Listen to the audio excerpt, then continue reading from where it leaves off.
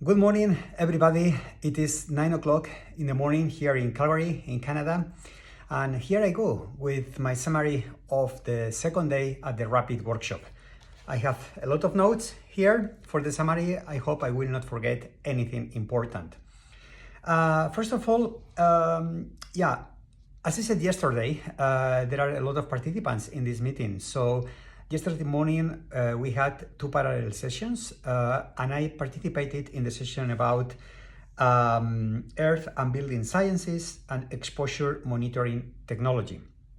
I delivered a presentation about continuous instruments for continuous measurements of radon, and I presented the high quality instrument Spirit from Radonova. Also, I pointed out how much radon levels can change in a building within the same building, but also from day to day, from week to week, from hour to hour. There were interesting presentations yesterday, but I will mention something very important to me. The first presentation in the morning was done by Josh from the group Evict Radon, the group of Dr. Aaron Goodarzi. And look at this data.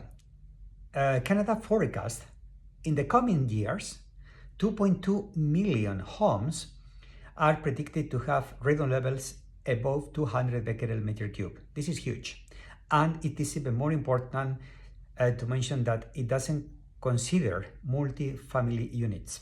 So huge. A lot of work here on radon in Canada in the coming years. After the morning break, we continue with presentations in a joint session, and I will mention two that brought my attention. First of all, a presentation done by Kelly Bush from Health Canada about radon postcards. It is a fantastic initiative to disseminate, to create radon awareness across the country. So I would like other countries copy this initiative. It's amazing. And one of the last presentations was dealing about misinformation, disinformation, fake news.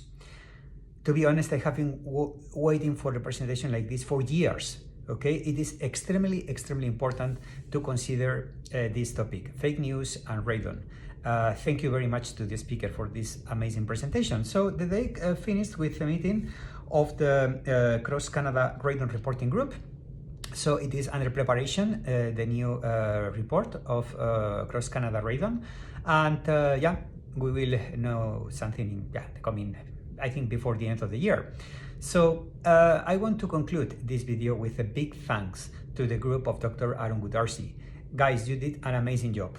Everything was perfectly organized, everything was on time. A big thank you to all speakers. They were very respectful with the time. There were no delays, and the participation and the interaction among different professionals was absolutely amazing. Thank you very much. I am super happy for having had this opportunity to come here to Calgary, and I hope to meet you very soon. Bye bye, and have a very nice day. Bye bye.